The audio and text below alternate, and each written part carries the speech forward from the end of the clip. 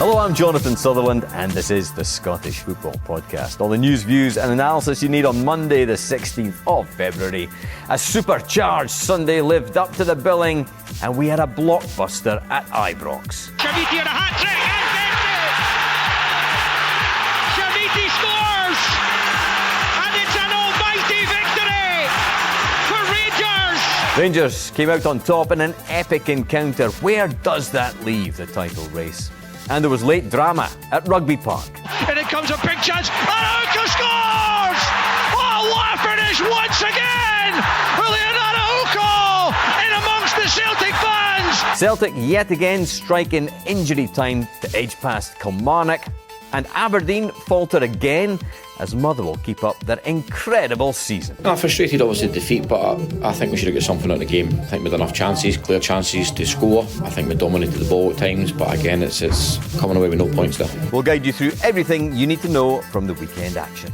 The Scottish Football Podcast from BBC Sports Scotland.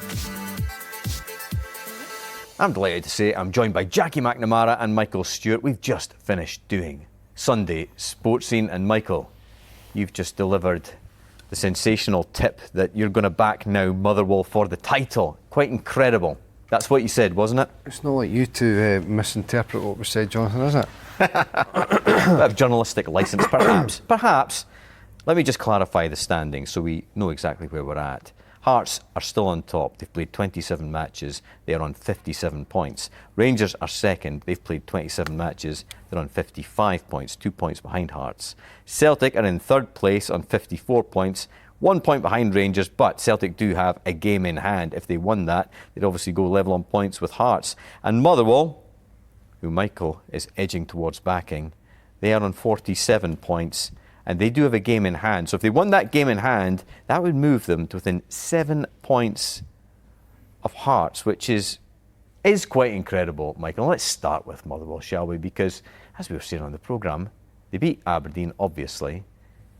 And you just don't fancy them to lose right now, do you? No, not at all.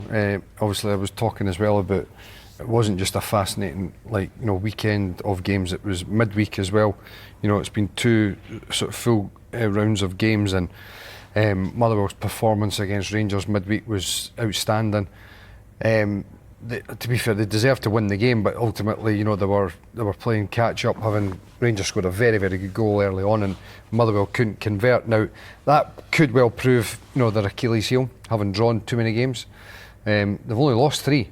So they've lost less games than Hearts and Celtic, and it's only one loss in, I think, 19. Maybe it'll be 18 or 19 now. They don't look like they're conceding goals, don't look like they're going to lose games, and yeah, when the post-split fixtures come out, I mean, it's going to be a bloodbath, really. Are they going to be controversial, do you think, the post-split fixtures? Because this is going to be the season where it happens every season, doesn't it, Jackie? Everybody scrutinises who's going to be playing at home, who's going to be playing away. This year, it's going to be absolutely crucial, you feel? It is, yeah. I think, you know, I agree with Michael, what he's saying about Motherwell. I think they've been, for me, the team of the season. The surprise, maybe. Yeah. You know, Falkirk's done well in their first season up. Hearts obviously get a lot of plaudits because they're top of the league just now, and they've had a good season so far, but I think the style, you know, that Motherwell play, I think they're a joy to watch, and for me, they've been the team of the season. And the way that he's got players that we thought we knew, Michael, we thought we knew how they played. Stephen O'Donnell, Paul McGinn, all of them playing different positions but playing exceptionally well. Yeah. And you do wonder, Jens Bertolascu, where he might go come the summer, after whatever happens with Motherwell. I've got to ask you a question as well.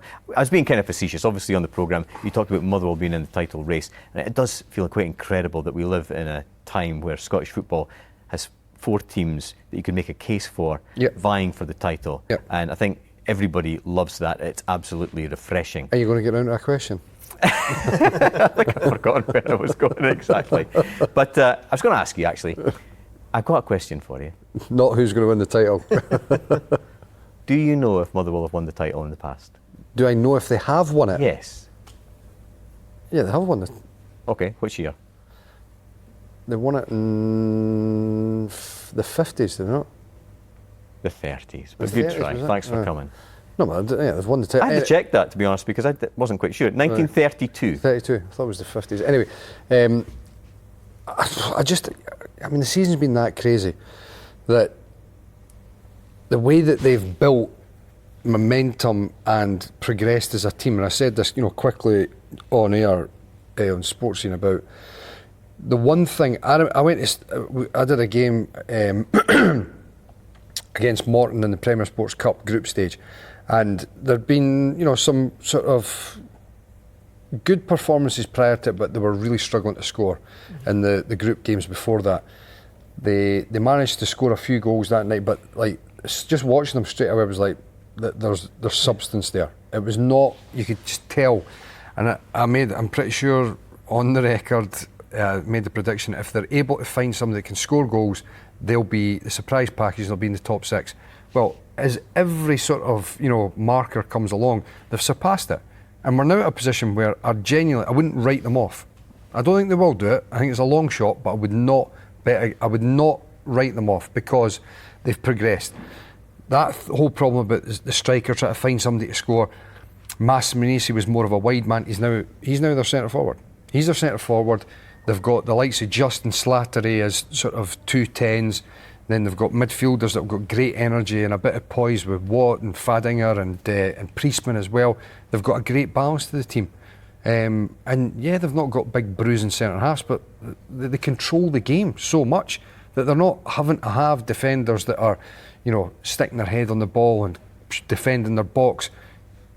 Jens Bertolausku's got them controlling the game so well that they're not a side that are having to do those things. And I just think that any team they come up against, I think he's capable of putting a game plan together that will give them the opportunity and the chance of winning.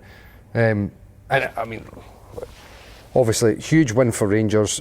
Danny Röhl has recognised what the shortcomings of his team were, and in that intervening period up until January, he was able to get results for them.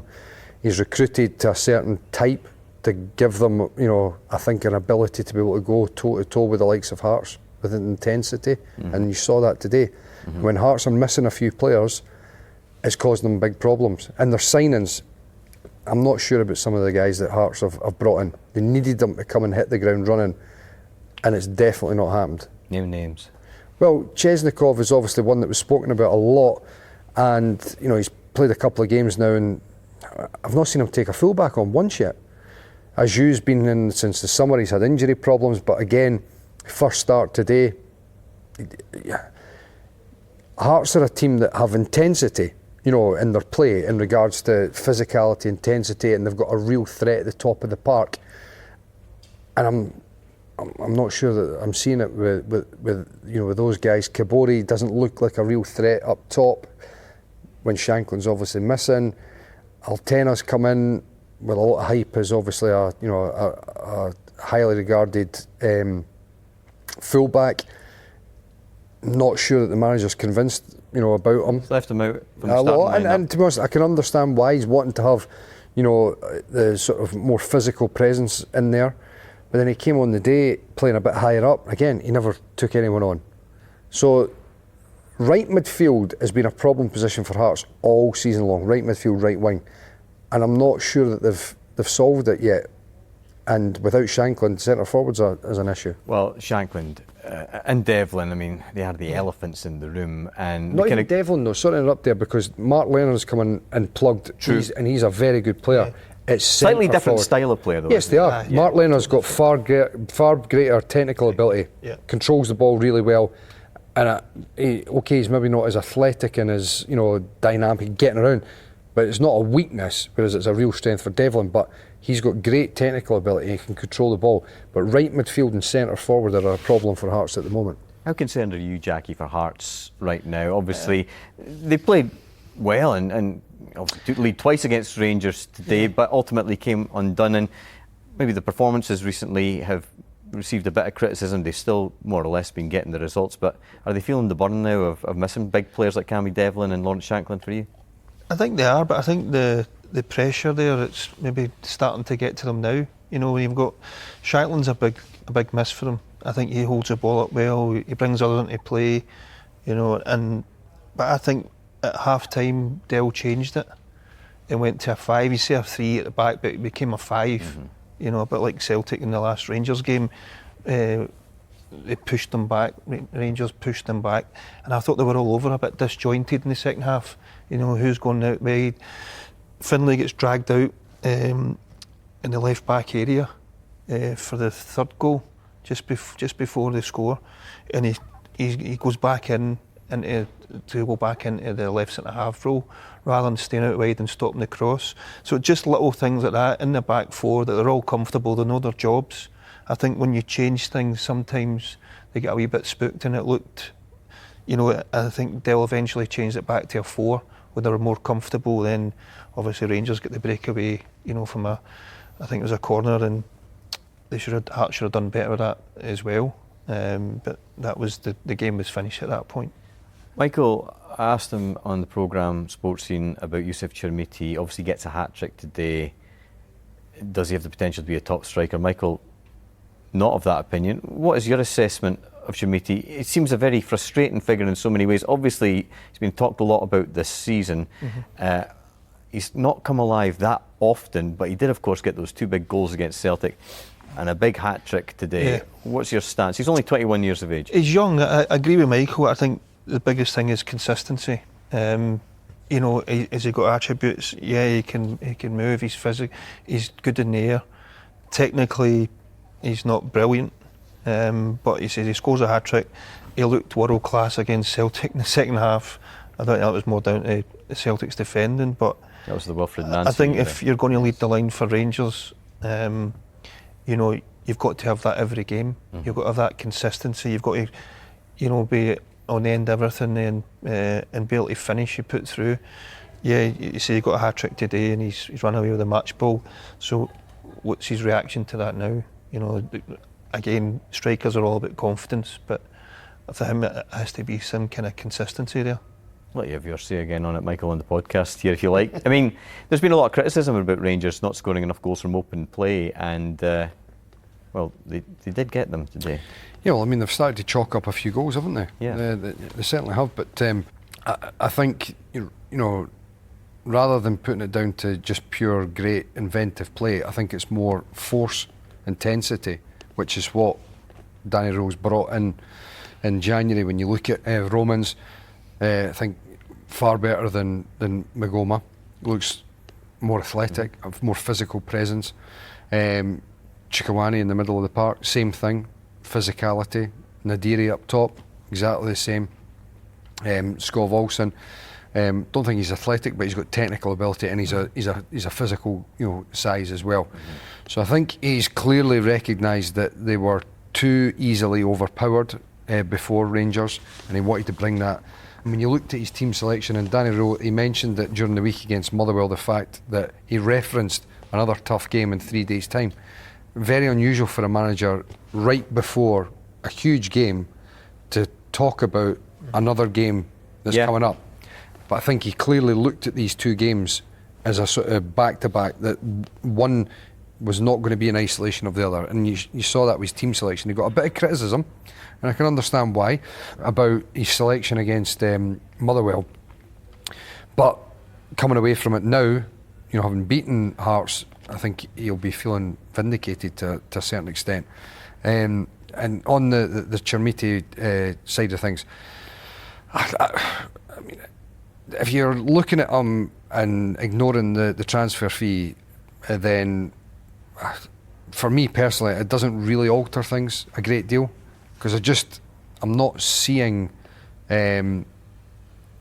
Yes, he's young and he could come better, but you know, I think even at that stage you'd be looking for a little bit more technical, you know, ability or something that could come from it. I don't think he's young, and he might learn how to use his attributes a bit better. He could do, but you know, you asked me the question, do I think he can? I personally don't. And you know, if there was a bid of, you know, what was it, 13 up to 18 million for him in January from Fenerbahce, well, if that deal was on the table, I would imagine that they would have taken it.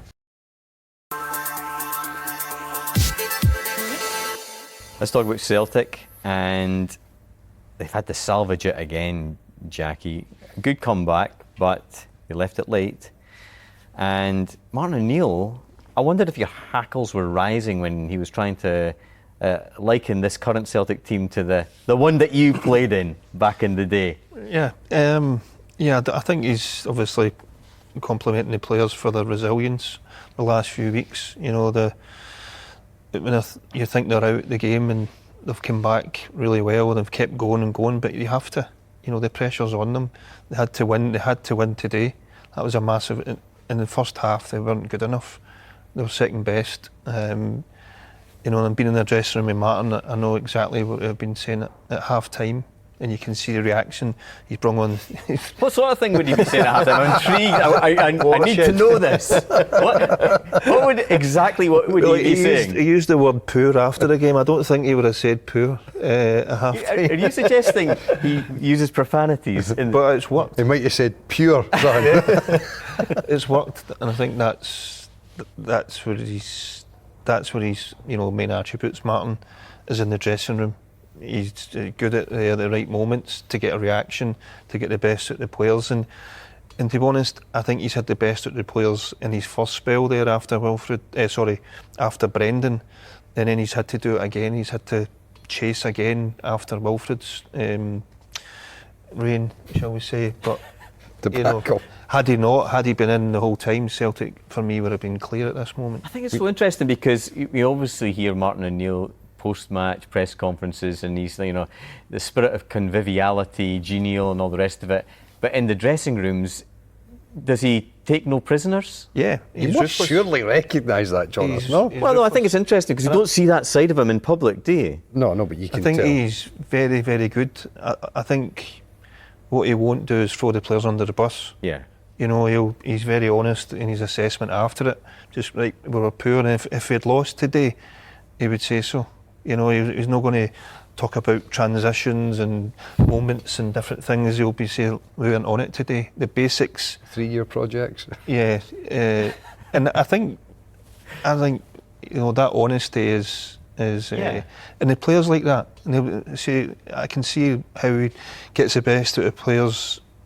You know, even ones that have just come in there to getting that goal there at half time, would have said to him, I think you can come on today and win the game for us, and just little things like that, and that's his man management. I think it's so interesting, Michael, because I think it's fair to say we've got 4 fantastic managers in charge of the top 4 teams in the country right now. Yep. Derek McInnes, Jens Bertel, Askew, Danny Rowe, and obviously Martin O'Neill. Yep. But does Martin O'Neill stand apart from the other 3 because of his sheer experience and having been there and done it? Well, in terms of the here and the now, you know, clearly he's a guy that has done more and seen more with his experience, of course. But will it make the difference this season? Well, I was just going to say, but you know, he's at a certain age where the managers that are younger and have a little bit more energy is important as well. You know, and hence why he's obviously got young coaches around him. So you can't just look at experience in isolation and not look at the other sides of it. Otherwise you'd have managers that were managing until they were, you know, 75, 80 regularly. It doesn't happen because it does take a lot out of them. But there's no question that he's got a reaction out of them, and there's no doubt you can see that he's a guy that players want to play for. His man management skills, his wee one-liners, his ability to be able to just, you know, plant a seed in, you know, players' minds and get a reaction from them. You know, in terms of similarities from sides before, we were just looking at a wee funny interview on social media where Araujo was getting interviewed, and he just appeared on the shoulder and he says to him, ask him about his first half performance. Did he ever say that to you, a right back, in your time? Many a time. But as he said, Martin wasn't a coach. Yeah. He wasn't the training ground. He stood apart. He's in the back, he's a dressing room manager, he's man management. He's got Sean, he's got Mark Fotheringham, Steve McManus there. They're the guys that will do the coaching and the training. And does that, explain to people that don't know, how does that change the dynamic for you as players? Again, I think it's something you get used to, but you know, in certain times he wouldn't come to training, and you know, when you're trying to impress, how do you impress the manager if he's not there? Whereas you've got, it was John Robertson and Steve Walford were at training every day. but Martin was all about the game. That's the important bit. You have good training players, guys that are brilliant in training. It comes to a game, there's 60,000 people there. How do you handle that pressure? Or the second half today, changing it at half time. You got a big away support there today. It's about winning, it's about the match day, and that's what he puts across to the players. It's an incredible season. I just want to talk about next week's fixtures, because I think everybody's just looking forward to each weekend of fixtures, because it does feel like everything is so pivotal right now. Saturday, Hearts are at home to Falkirk. That's a 3 o'clock kickoff. So again, Hearts with the opportunity to really throw the gauntlet down to Rangers and Celtic, who play on the Sunday. You should also mention that Motherwell on Saturday night are away at St Mirren. That's a 7:30 kickoff. On Sunday, Celtic are at home to Hibs, and Rangers are away at Livingston. In terms of, we've spoken about Motherwell, they obviously beat Aberdeen today, Michael. And there are a lot of new faces in this Aberdeen side, and Aberdeen and Motherwell face each other in the Scottish Cup on Wednesday night, and it feels like a massive game from an Aberdeen point of view. Did you see enough from this new look Aberdeen side to suggest that they may fare better against Motherwell at Pittodrie on Wednesday night in a huge Scottish Cup match as they try and defend their title of Scottish Cup holders? Well, I mean, we were just talking about it, Jackie and I, and there's no doubt that Aberdeen, they created a number of chances. I wouldn't say, and I mentioned it on the show, I don't think it was from having great control in the game or whatever, but they definitely looked more threatening.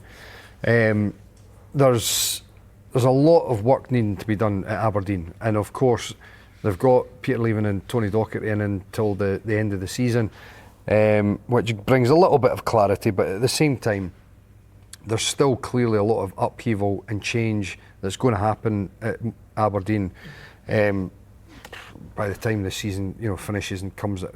But the Scottish Cup is the be all and end all for them really now. They're the holders. To answer your question, being at home is clearly a huge positive for them. If they were going to Fir Park again, I would say I don't see them being able to get a result on Motherwell. But being at home, possibly, maybe. But the way Motherwell play, honestly, they are like a title contender. They're like what you would regard as like a Celtic of the last few years, of controlling and dominating a game, creating opportunities. That's how I see them. They're really, really they don't change for anybody. No, I think that's the refreshing. They believe in what they're doing and they stick to that. In terms of just finally the bottom of the table, I think everybody would be hugely surprised if Livingston managed to scramble their way out. They're not getting it. Livingston are not. Yeah. I mean, they've won one game, the second game of the season. Yeah. That's the only game they've won all season. They are not getting enough points to get out of it because Killie have started to. They'll be hugely disappointed with that. But depending on how they react to that, Killie, I think they could have enough to be able to get themselves out of the playoff spot. But it's the sort of result that might actually be a real sucker blow to them. And with John Jules out as well, it might just take the wind out the sails slightly. But they look like a completely different team than they were, 5-6 weeks ago. That is a huge blow though, isn't it? It is John huge. Jules. I mean, he looked phenomenal today Huge. against Celtic, like a real star, Jackie, and he limps off with what looks like a thigh muscle injury. Yeah, it looked a bad one. You see him pull up there. The first when you see him pull up is at hamstring, but then you see it again, and it looks like he's maybe pulled a tear in the thigh. Mm-hmm. But he was unlucky with his free kick as well that came off the bar. That could have put them 3-2 up at the time. But he's been a big plus for Neil since he's came in. Maybe under the radar a little bit, but he's really been in good form, and it's a big blow for them. Ask Jackie on the programme who's going to finish second bottom, Michael. It's not a nice question. I'll ask you that question right now in the podcast. Get Neil angry. Yes, there'll be texts. Who's going to finish second bottom? I think, like in terms of the who's going to win the title, it's too it is too difficult to predict. Mm-hmm. There are too many variables at the moment. Killie feel like they're on the up. Question marks about St Mirren, whether they're going to be able to get a reaction and get some results. Dundee, they look like they're taking one step forward, and all of a sudden it's two steps back. So I just don't know. And Dundee United, great result. They're now looking at the top 6. But are they going to be able to put results together to get into that top 6, or are they going to continue to just feel like they're falling backwards? So I think it's an impossible task to say who's going to finish second. I feel like a pundit like you, Michael, should always be putting his head on the block. But I take your point. You're just wanting to enjoy it, really, aren't you? Yeah. Jonathan, if I genuinely, thought something, I would tell you. It's not like I'm, oh no, I didn't want to say that. Yeah. If I thought Kelly were going to be second bottom, I'd tell you, even if it was going to noise up Terry. Terry McCann. Is that just for people that don't know? That it's not really very topical, a popular culture reference, but Terry McCann, Neil McCann from Minder, which was on TV about 45 years ago. Yeah. Anyway, it is a brilliant. Is this the best season ever? Aye. Oh, when you say ever, it's certainly the best season in a long time. Yes. Aye. We'll have to sift through the history books back to 1932 when Motherwell won it. Anyway, Jackie, Michael, thank you very much indeed. Remember, we're here with new episodes of the Scottish Football Podcast bright and early every day. Make sure you don't miss out. Subscribe on BBC Sounds and have push notifications turned on in your phone. Scottish Football, the gift that keeps on giving. Thanks for listening. For everything you need to know about your team this season, download the BBC Sport app. All the latest news, goal updates, stats and scores, and insight and analysis. Just select your club to get the biggest stories and best content at your fingertips. What a result. Download the BBC Sport app for everything you need to know about your team this season.